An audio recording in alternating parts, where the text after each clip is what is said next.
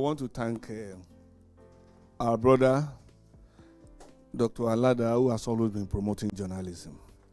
And I'm not surprised that since 1976, he has been doing it. And he has been coping with changing times. So let us appreciate him, please. And of course, our partners, Wole Soyinka Center for Investigative Journalism, MacArthur Foundation, have also benefited from their trainings. We shouldn't underrate this session because there is no knowledge that is too small to benefit from. And each time you enter a classroom, you always go with one lesson or the other. Like Dr. Azan has said, we should remember Socrates, that philosopher. He said the only good is knowledge, and the only evil is ignorance. That's what Socrates said. Then there's the king of the blues, B.B. King. He said, the beautiful thing about learning is that nobody can take it away from you forever. Whatever knowledge you have picked, nobody can take it away from you. I've lived my life in the last 35 years as a journalist, purely as an investigative journalist. Any other aspect of journalism, I'm just patching. It's a genre I am comfortable with. And in the process, I've attracted 15 libel suits, including a 2.5 billion naira libel suit. But no, I said suits. And the good thing is that I've won all my cases. All the cases. So I'm building on what Dr. Hassan said.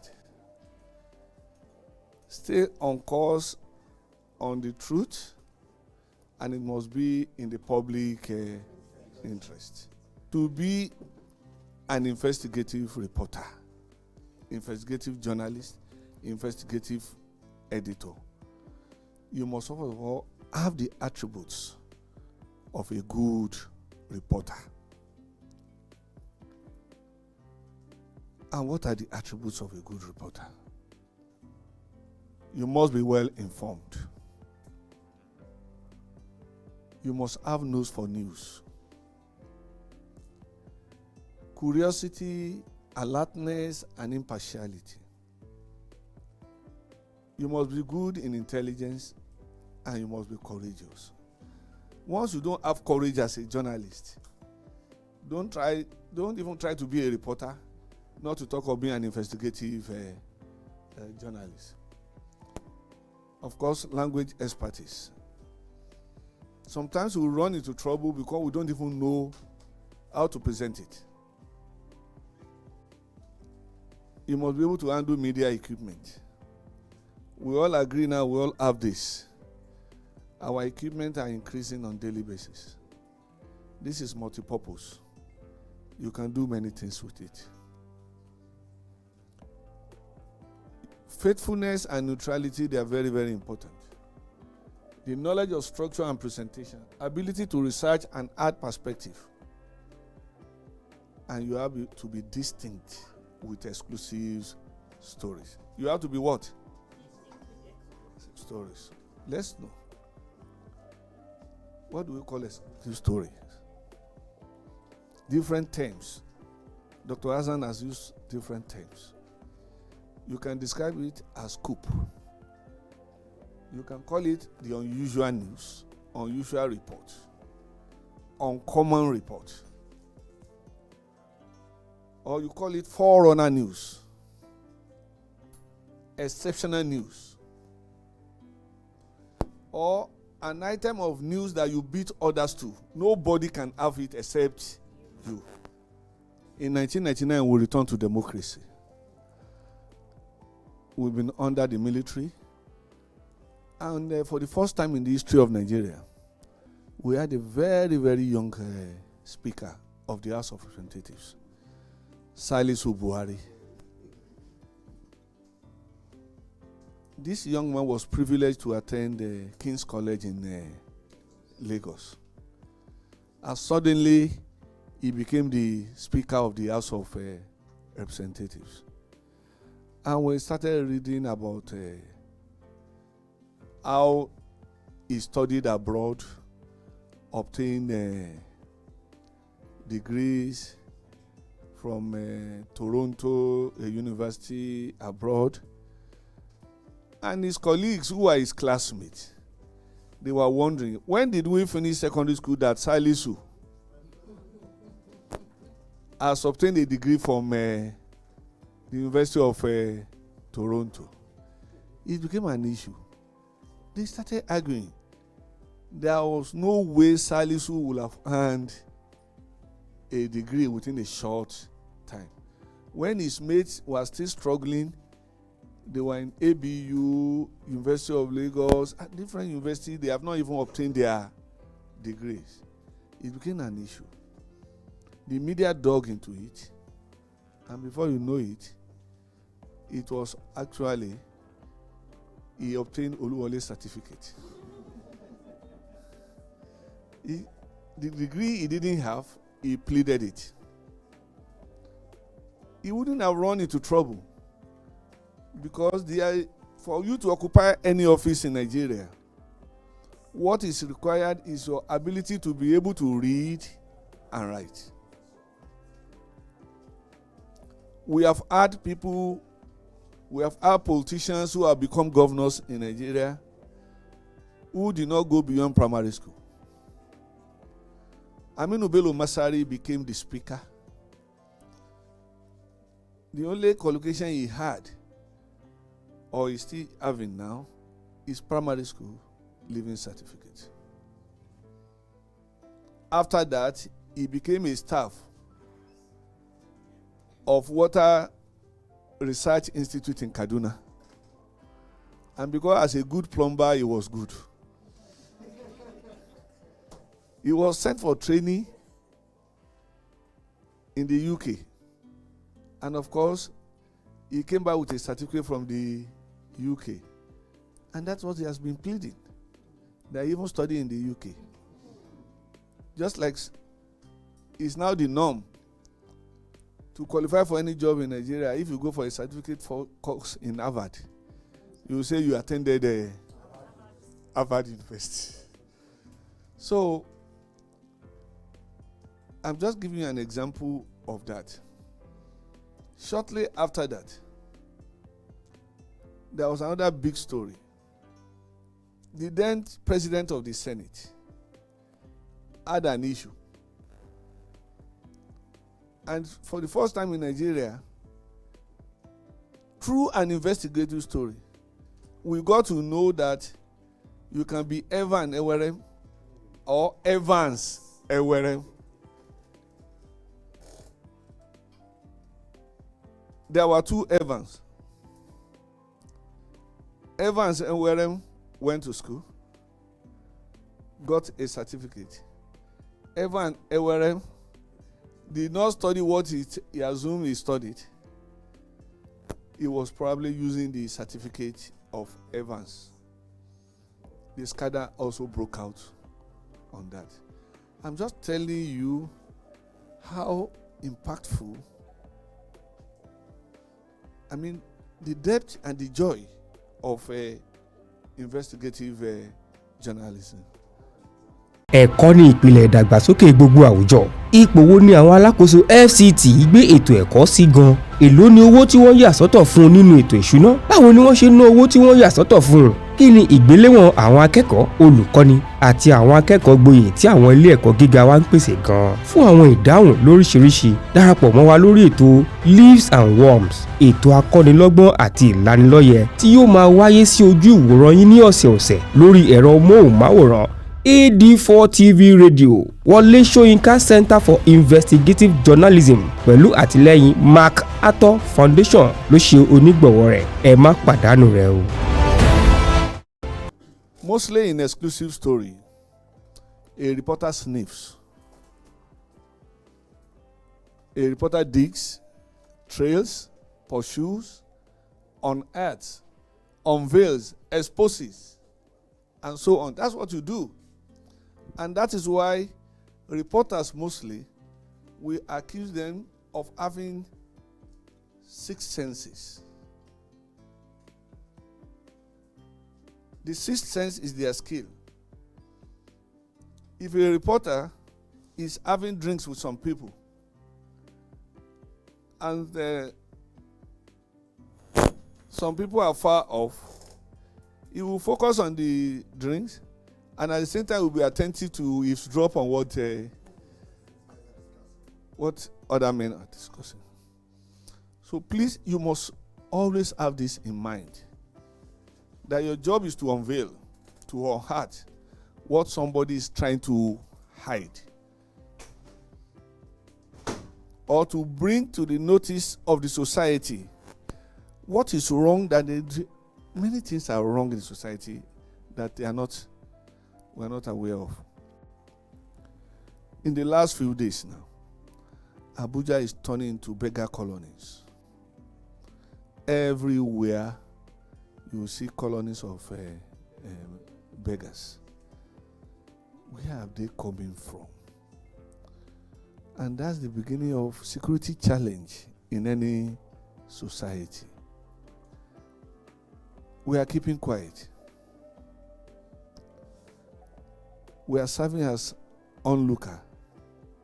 But the truth is that every onlooker is either a coward or a traitor. Or what you pretend not to see may be your albatross. And that is why, as journalists, exclusive reporters, we must not keep quiet. The gestation period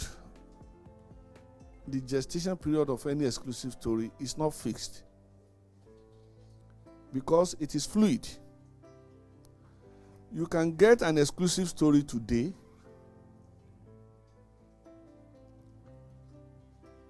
and you use it instantly. You can be on an exclusive story for 10 years without results. Dr. Hassan gave us an assignment. He said the media is focusing on Emefiele. He didn't have his facts. And journalists are not digging. We are in a society where we try to hide so many things. Before you prop up any name, and that's what Dr. Hassan said, we have to be extra careful. If you commit a slip on any investigative story, you lose your image and you attract libel. So I've been very, very courteous. Sometimes we have investigative story that can be in-depth. And we're in a competitive environment. Then I want all of you to know that there is no beat where you cannot get exclusive stories. I remember some years ago, Ruth used to have a colleague. Ruth was also a former editor of Leadership. Her name is Bukola. I don't know where she is now. But she was a very good foreign affairs reporter. I don't know who has come across Ogogo Obayuana. He's now with ECOWAS. He used to break exclusive story from foreign beach. If you are on Earth Belt, you are in charge of Earth Belt, you can break exclusive stories on epidemic, on vaccines, on so many things. So if you're an editor and a reporter says You are celebrating political reporters. My own beat is dry. You can't get exclusive story. There is no beat where you cannot get a exclusive story. So that in essence that you can become a star on any beat. Some of us in the evening will aspire. We want to be like Seun Okinbaloye. The way he puts guests on the spot. You can be better than him on your beat.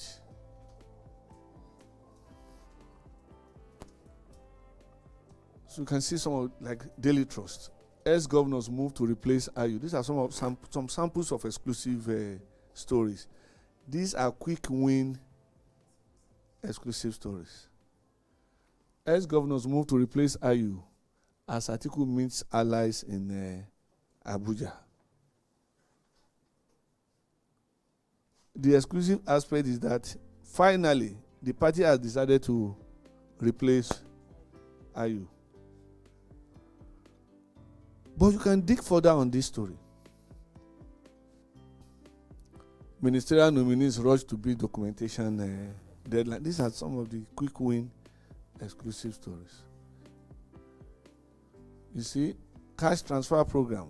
We don't trust governors. Poor Nigerians tell Tinubu. If you want to understand all the drama around Emefiele, I deliberately put this article there. It's a columnist, Simon Kolawole. Simon Kolawole has lived his life as an exclusive reporter. You only need to read this.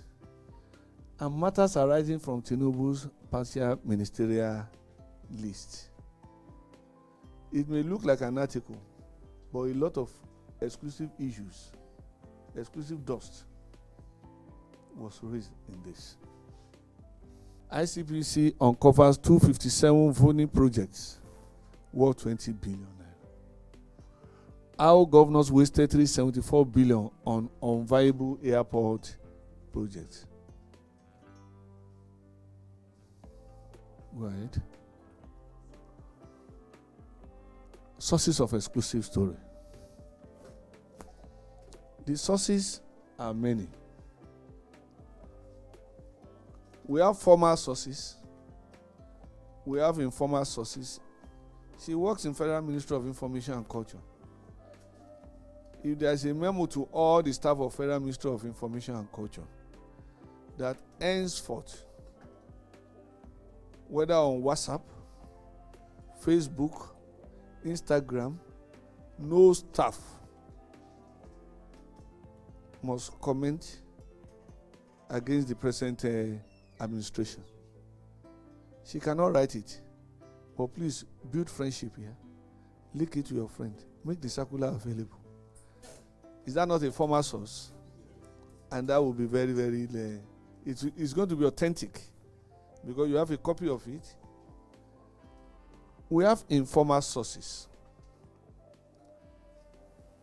But informal sources are more useful. They are more what? Because informal sources, they will just whisper to you. They talk in hushed tones. And they tiptoe to provide information for you. Sometimes they even leak information. These are informal sources. I went to an informal source yesterday. After briefing for an hour, he added a caveat. You have not heard from me.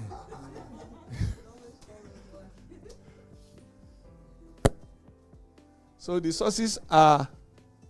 So once you are enterprising as a reporter, you always get exclusive stories. The high and low contacts. Don't underrate a low contact. Don't underrate a low contact. But what do we do as journalists? We run after high profile contacts. Documents, courts, policies, official correspondences, clips, charts. We are now endangered. Do you know you can get stories from TikTok now? WhatsApp, Instagram, Facebook. One of the things that makes exclusive story to thrive is more or less scandal. Scandals sell very well. Filling story gaps. Do you know that when you follow up stories, you can also get exclusive stories? Like the one I said now, open-ended story. After the court drama, has anybody been punished in DSS or correctional service? Until yesterday, we didn't know that the president has approved the appointment of a private investigator. But what is the exclusive there? The exclusive angle of that, in a follow-up story, you can get exclusive. Why did the government appoint private? Has there been compromise somewhere? EFCC, ICPC, Code of Conduct Tribunal, or police? That means all of them cannot investigate. What did the government find out to have gone to hire a private investigator? What skills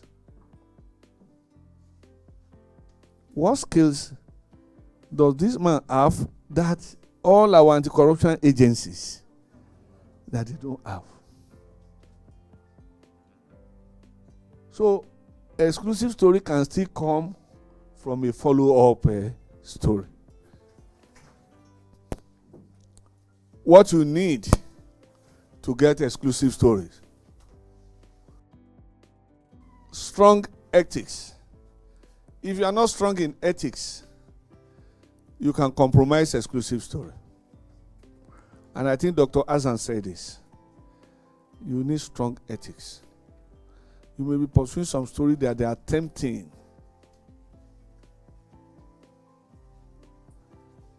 I did a story in 2003 on, I was the only one who broke the story in the country, where a committee set up by the former CJN, Justice Muhammadu Uwais, pronounced as an ex-convict. When I got the story, I was under a bureau chief. If I had made the story and my documents available to my bureau chief, then that story will not see the light of the day. So I spoke with the editor directly. He said, send me the story. When the story came out the following day, my then bureau chief said, this is a story we should have chopped from. This one, you don't need money. He asked me. So, you must have strong ethics. There will always be pressure. Any journalist that is pretending here that is not under pressure is not saying the truth. You get copies, how they get to know, or your colleagues in the office will just get to know that you are working on something. Before you know it, your phone will be buzzing. Your editor will be calling you. Which kind of story do you have like that is special? There was a story I also did the day, so that I should not use the story. I was an acting editor. I was aspiring to be the editor of The Punch. And I didn't know at the same time that the mounting pressure on the chairman of Punch Nigeria Limited, the managing director of Punch Nigeria Limited, they didn't tell me. They were waiting for what the editor will do. Because they offered them money, if I didn't publish that story, I will not last the following day. I will be dismissed outrightly. Because I was not aware. But they had fixed a management meeting for the following day, that they would like to see what or how the editor will treat the story. Influence all my line editors. And they came up with different arguments. It's one of our best advertisers. We'll lose a lot of revenue if we'll use this story. Out of about 15 editors that were working with me, about 13 agreed that we should not use the story. So at the end of the day, I told them we're not going to use the story. So I went to my office, treated the story. Got to know that we have dropped the story. I got text message, editor, thank you for dropping this story. As I was acting in the office, getting information. So at that point, I retired into my office. I told the chief sub-editor, wait behind, everybody will go home. But this story must fly. Don't tell anybody. So we prepared a different dummy, a different page, front page. So everybody went home. They kept on calling. Alhaji has assisted. That the story will not be. We have been able to convince him. So the following day, all of them woke up. They read the story. The management came the following day. They had their meeting, and I was summoned, and I was congratulated. It was then the chairman and the MD narrated what they went through, why the story must not come out. And it was that day my appointment was confirmed as the substantive editor of the paper. So, if you don't have strong ethics, we are all facing that problem.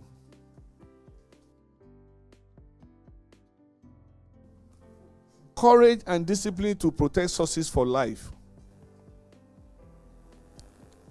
In 2011, I was arrested and dumped in the same well cell with Boko Haram militants in Area 10 there, IGP Annex Office in Area 10. But I refused to disclose my source. My source started reaching out. My source was dying at home, thinking that I would cringe and I would just submit. I said, no, I will not. Hard work, because investigative story requires hard work. Because you'll be derided in the newsroom. Not only you sabi write story, every time you'll be putting us in trouble. And it requires time. It's time consuming. Especially when you are doing in-depth report. Fairness to all, even if you are affected.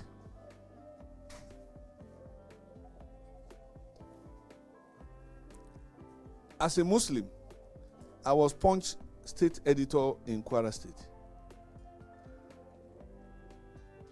There is an area called Ojagboro in Ilorin. UMCA established a church there around 1945. Then during a Ramadan period, Muslims suddenly woke up.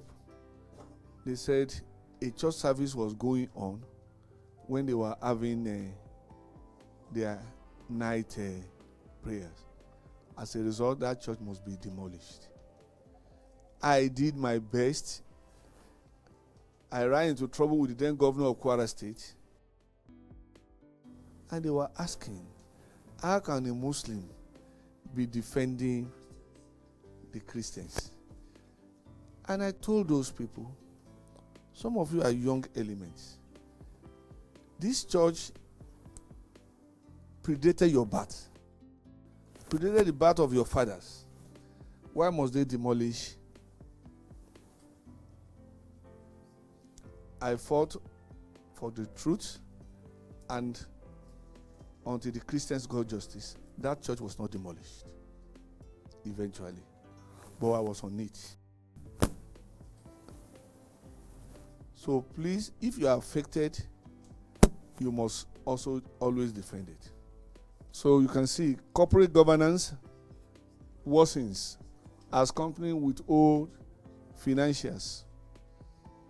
You sit down at home on daily basis. When you do not even have any transaction, you just see your bank will deduct 50 naira, 100, 200 naira. Some transaction 3 days earlier, they have been removing this money. Do you know that this money is also part of the reasons why Emefiele is being investigated? Because he has an interest. He brought the company, his own company, to be collecting these taxes. So, according to Wikipedia, scoops are part of journalistic law. And when you write exclusive stories, it confers prestige on a journalist. There are 2 journalists in the US. They are being worshipped because they broke a major scandal that forced President Richard Nixon to resign. And those 2 people, they have refused to leave the newsroom. I even met with Bob Woodward in 1994 and Carl Bernstein. Exclusive story, if you write it, if you break a story that no newspaper or no medium has broken, you feel on top of the world. Beyond prestige, your own medium, what do you gain from investigative journalism? Your medium will enjoy trust. People will learn to trust it. There are some media in this country, if you see their stories here, what do you expect? It will enjoy followership, readership, it will enhance sales, patronage, adverts, increase in traffic on all social media platforms, and rapid growth. Within a short time, Daily Trust from nowhere earned its reputation because it has strong ethics. Punch also marked 50 years of existence recently.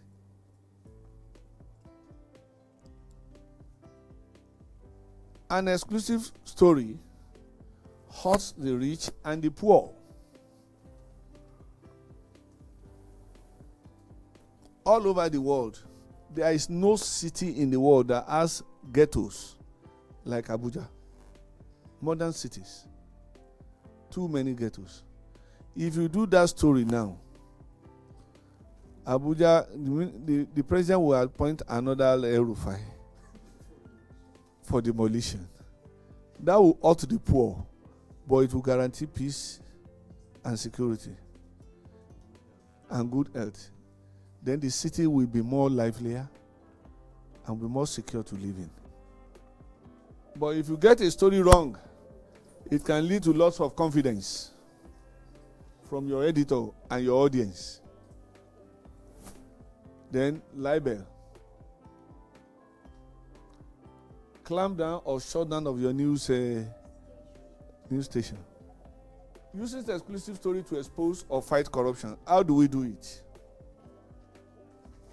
The media can place at least 3 main functions regarding corruption. We can be watchdog of corruption. You can expose whatever is going on in any establishment. We can also promote integrity.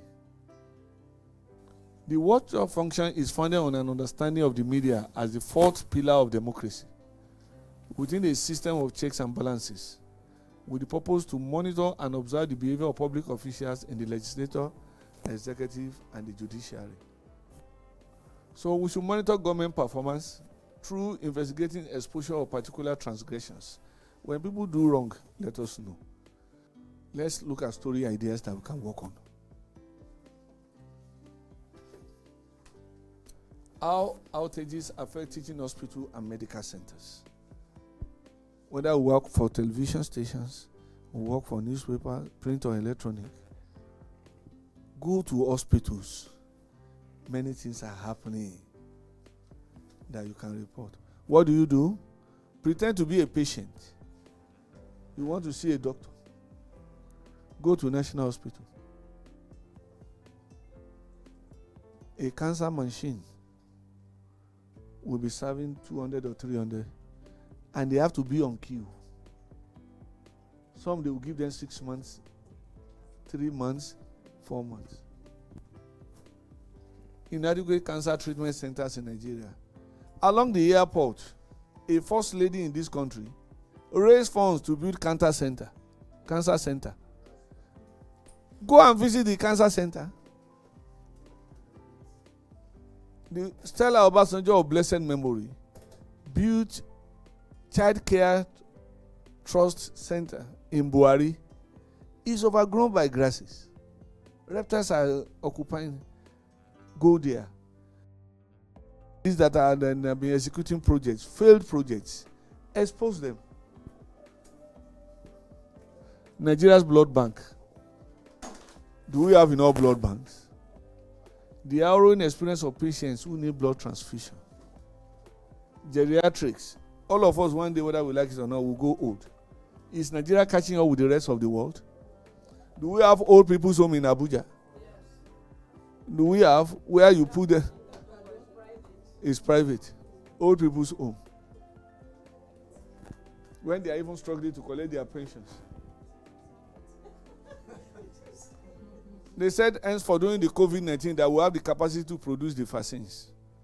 Have we produced any since then? National program on immunization. Going. Is it even fashionable now? Are we promoting it? Exodus of Nigerian doctors abroad. What is wrong at home? Increasing rate of fake drugs. We should not deceive ourselves. Since Akunyili exited NAFDAC. Is NAFDAC the same? Unregulated quack mushroom hospitals. I started my life here in Abuja. I started first of all in Karimo. From Karimo to Maraba. Go to Masaka, Maraba, and other areas. You will see mushroom hospitals. Lagos is even worse. For every kilometer, you see one mushroom hospital or the other. How doctors and nurses cut corners in hospital. Rehabilitation of our 6 teaching hospital. What has really changed? Adewale, Professor Isaac Adewale, when he became minister, said they will revitalize 10,000 primary health care centers. What has been achieved 5 years after? Maternal and infant mortality. Where does Nigeria stand? Mental health. We are having that problem now. All of us now, we are having one mental challenge or the other. Does Nigeria have the capacity to cope? A trip to psychiatric hospitals can be of help. Go ahead. Stranded doctors, the sorry state of medical graduates, queuing for housemanship. Even to do housemanship, they are now queuing up. Emergency services in Nigerian hospital, do we have emergency services?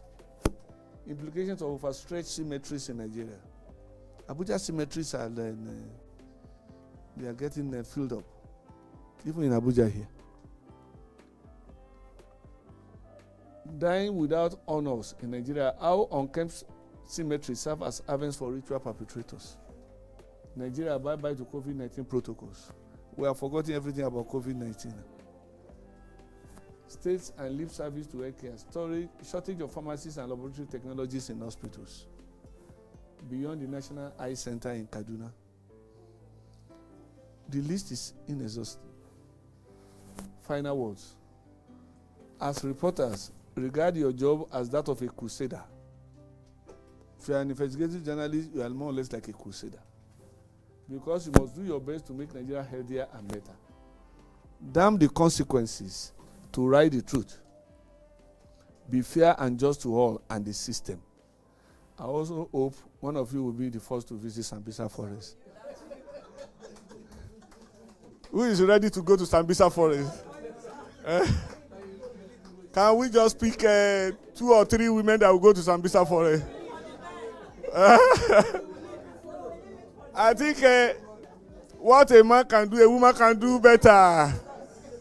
So, Shekau is dead. This is the time to go and look for Leah Sharibu. And since Leah Sharibu is a woman, so we'll ask Catherine, Ruth, and of course from different, your government picking, they will pity you when you get to service.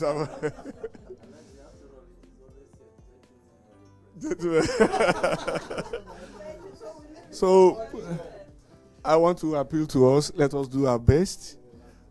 Investigative story is the way to go. Some organizations have prioritized it. Prison Times does that.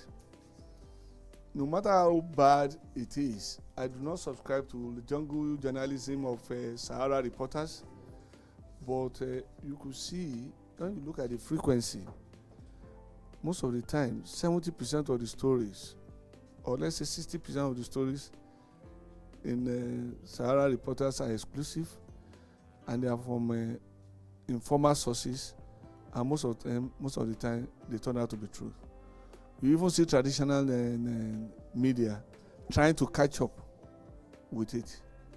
It can be reckless, but it can be factual.